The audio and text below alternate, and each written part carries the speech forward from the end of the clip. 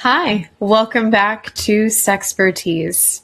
I'm your host and favorite sexpert, the Erica Rivera.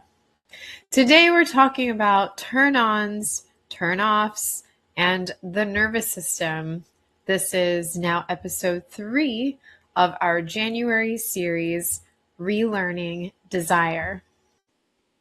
When people talk about desire, they often focus on motivation or willpower.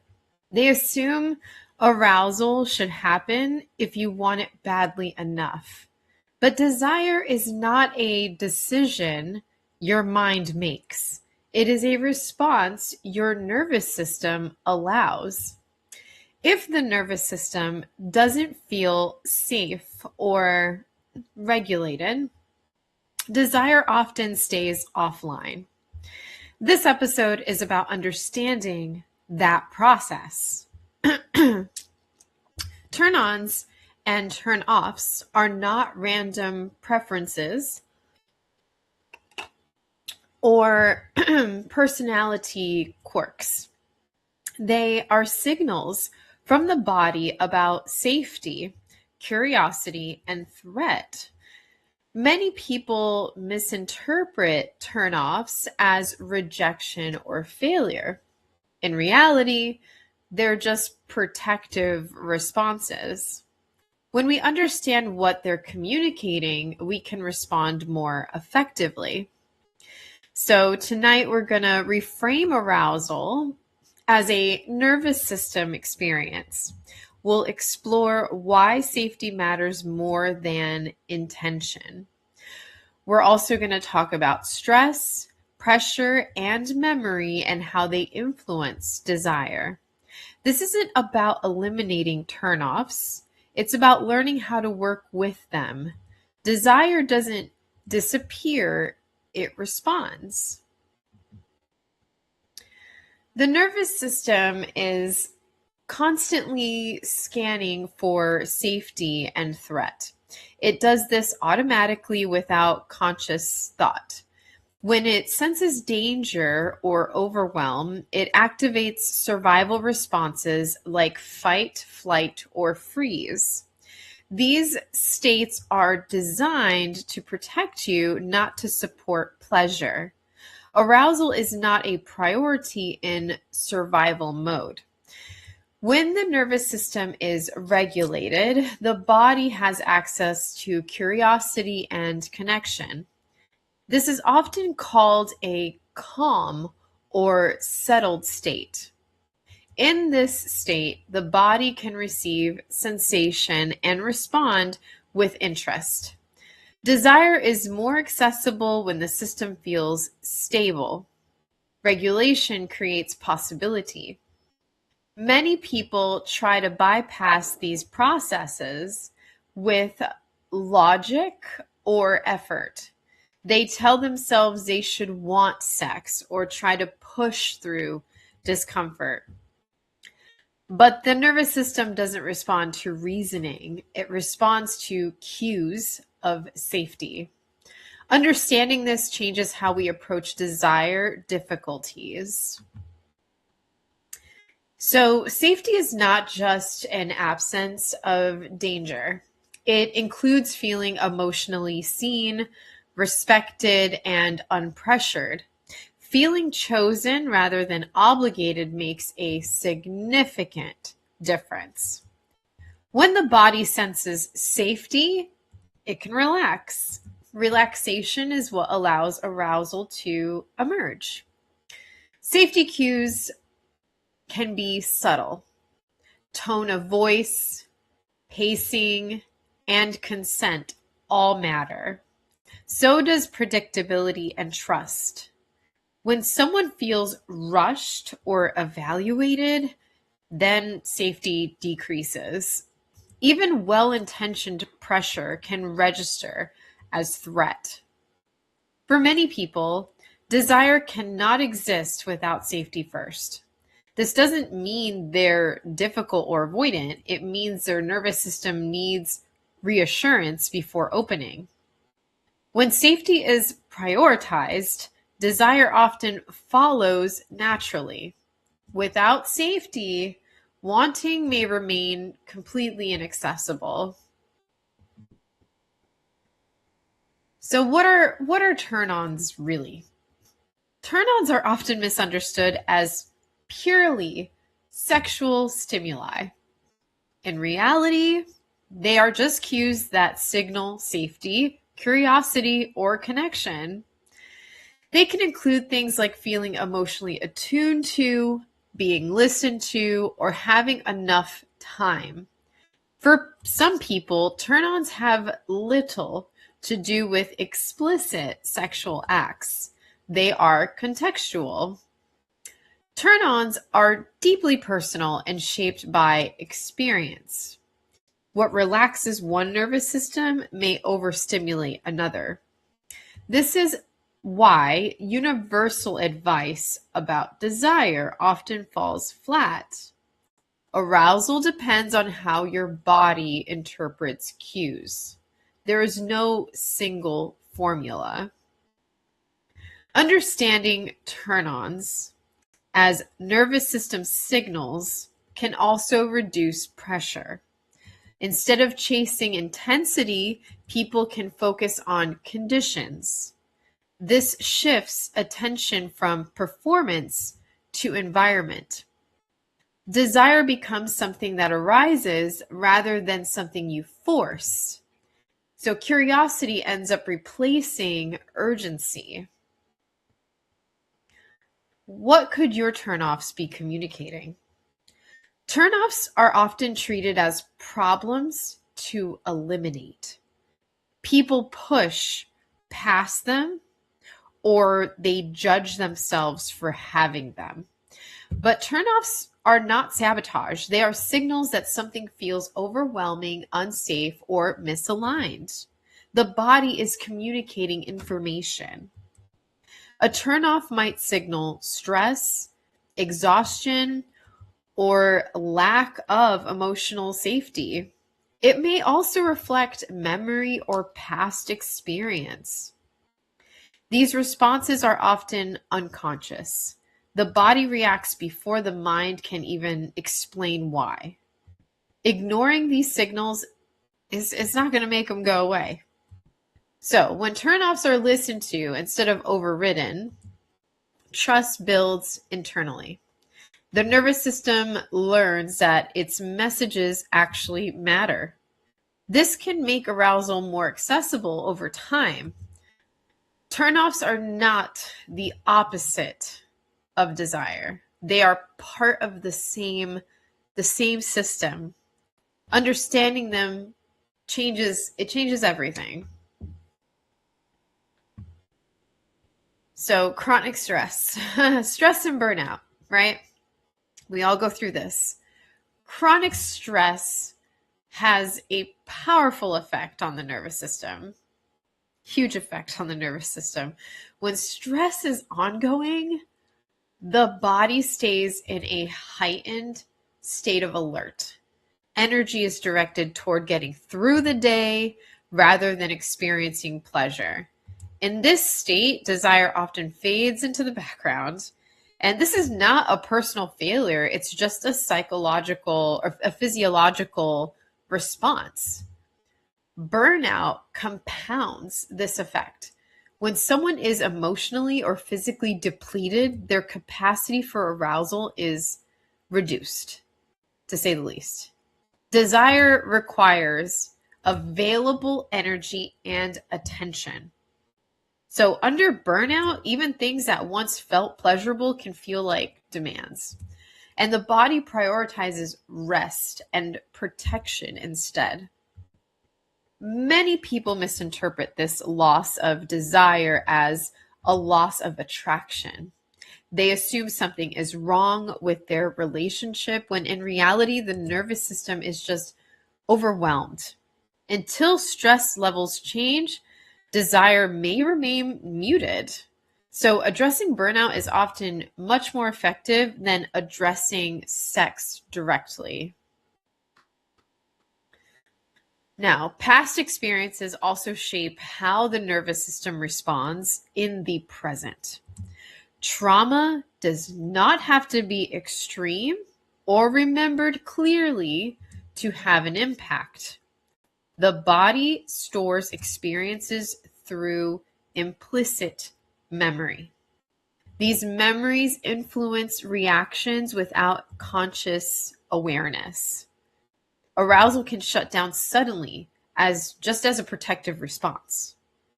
So there's certain sensations, certain dynamics, or certain contexts that can activate these stored responses. The person may not know why they feel tense or disconnected. They may have no idea. The nervous system reacts faster than the conscious thought. And this can be confusing and frustrating. It may feel like desire is unpredictable. So, understanding this process reduces self blame. A shutdown response is not resistance or rejection, it is the body attempting to stay safe. When trauma informed awareness is present, people can slow down and respond with care. Safety must be restored before desire can reemerge.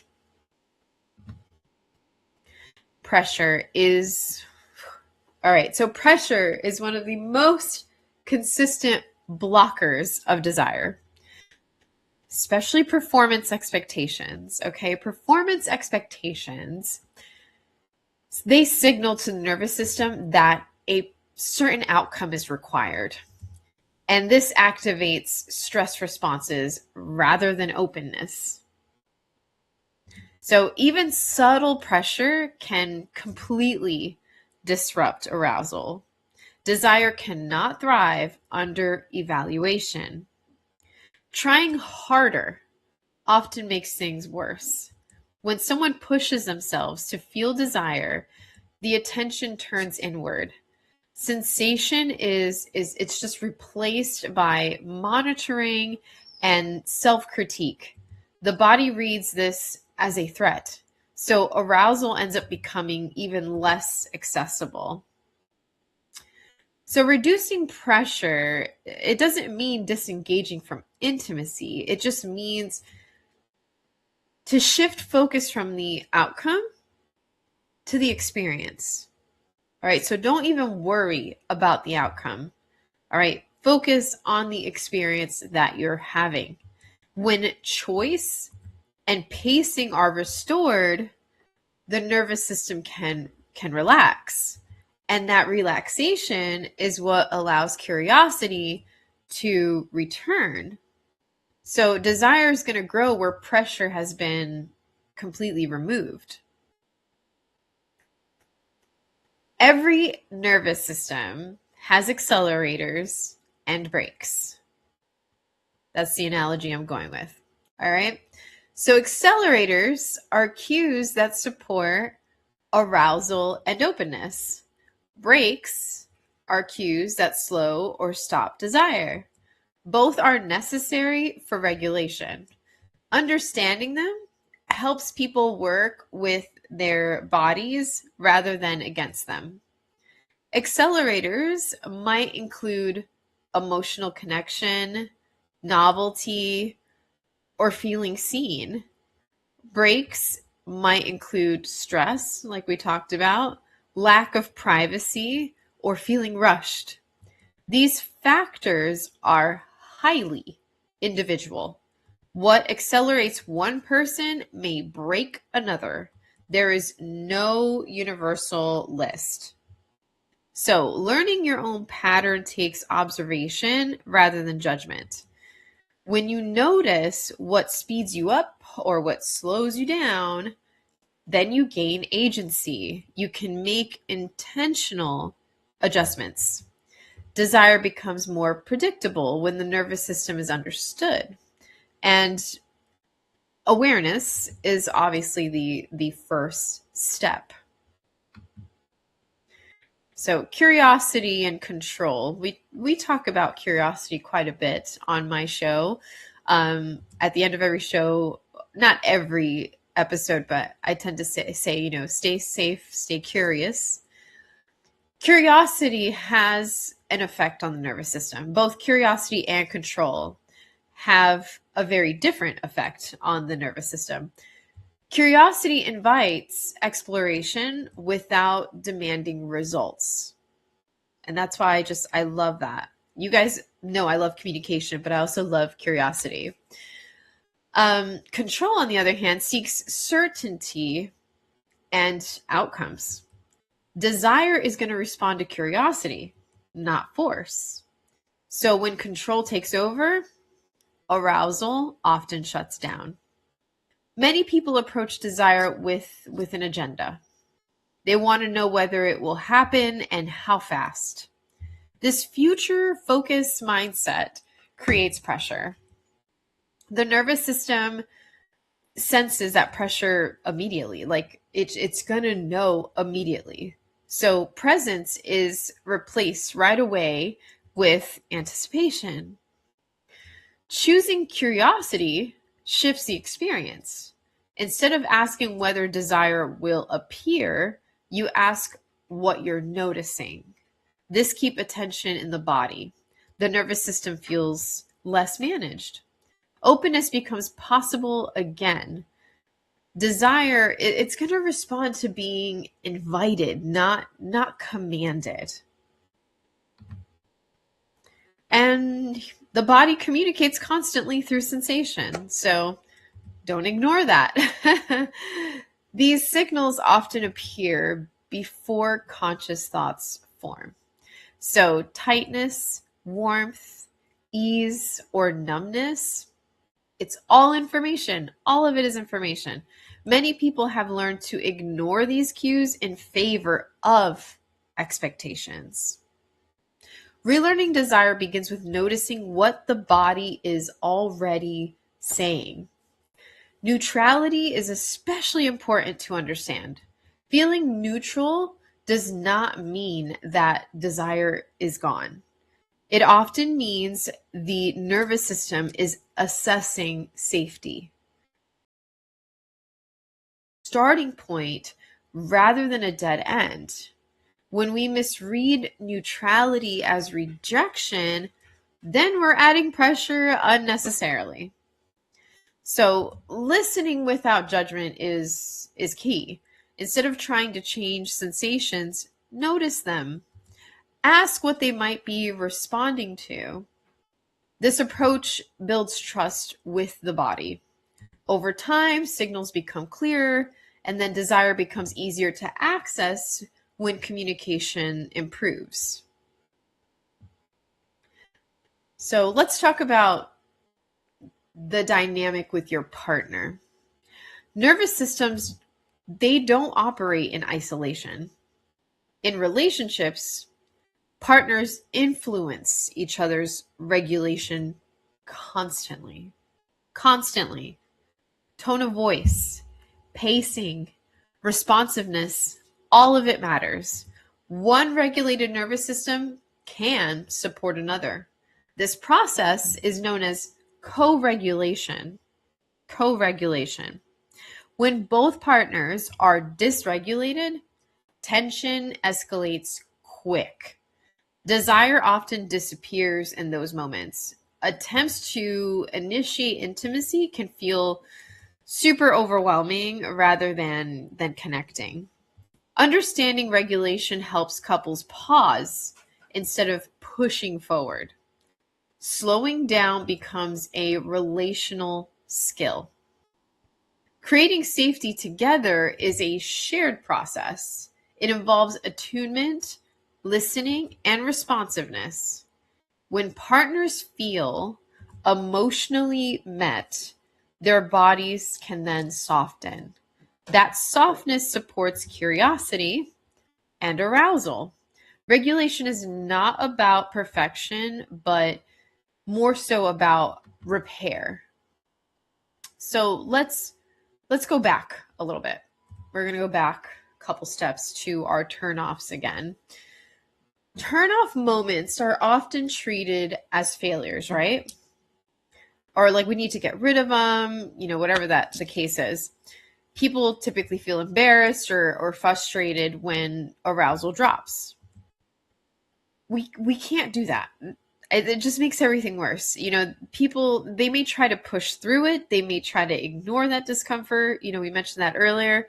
And the reason why we shouldn't do this is because that response teaches the nervous system that its signals are unsafe to express. So it's communicating to the nervous system that what it's signaling is unsafe to express. So trust erodes as a result. So we need to reframe turnoffs. Reframing turnoffs as information, that's what's going to change the dynamic. A turnoff can indicate a need for pacing. It could indicate a need for reassurance or adjustment. Responding to it builds that safety. Pushing past it actually is going to increase tension. So how turnoffs are handled matters much more than their presence. When partners respond with curiosity instead of being frustrated, trust deepens. The body will then learn that it is going to be listened to. This makes future arousal more accessible. Turnoffs stop being obstacles and instead become guides. Intimacy becomes more attuned and responsive.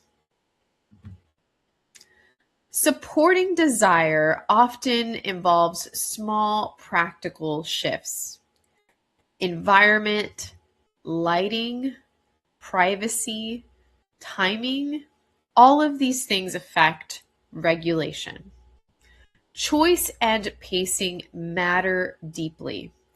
These factors signal safety to the nervous system. Desire responds to these cues more than intention alone. Mindset, your mindset, that's also going to play a role. Approaching intimacy as exploration rather than performance is going to reduce pressure. Allowing pauses and check-ins also support regulation. There's no rush required. There is no rush required. Desire unfolds more easily when time is available. Working with the nervous system means respecting its limits. It means adjusting conditions rather than forcing outcomes. This approach builds consistency over time. Desire becomes something that you cultivate gently. Effort shifts from pushing to supporting. So, this episode invites compassion for fluctuating desire. Turn-ons and turn-offs are not random or personal failures. So if you get anything out of this episode, understand this, that your turn-ons and your turn-offs, they're not random and they're not personal failures. They are nervous system responses to context. So when we understand this, self-blame softens and curiosity takes its place. As you move forward this week, notice patterns rather than judging moments. Pay attention to what helps you feel regulated. What are those things? Small insights accumulate over time, so you don't need to change everything at once. Awareness itself is progress. If these conversations are helping you rethink desire and intimacy, I share deeper monthly reflections and integrations with my Patreon community. And at the end of this series, I'll be posting a January after show insight that weaves together everything we've explored about desire, pressure, and the nervous system. And if you want personalized support, understanding your desire patterns, nervous system responses, or your relationship dynamics, I do offer one-on-one consultations. Trust me, there's nothing to fix. Sometimes it's about translating what your body has been communicating all along. So my email is up on the screen as well. Next week, we'll talk about desire as a skill. So this is our final week in our January Relearning Desire series. All right, so next week we're going to explore how wanting can be cultivated without force.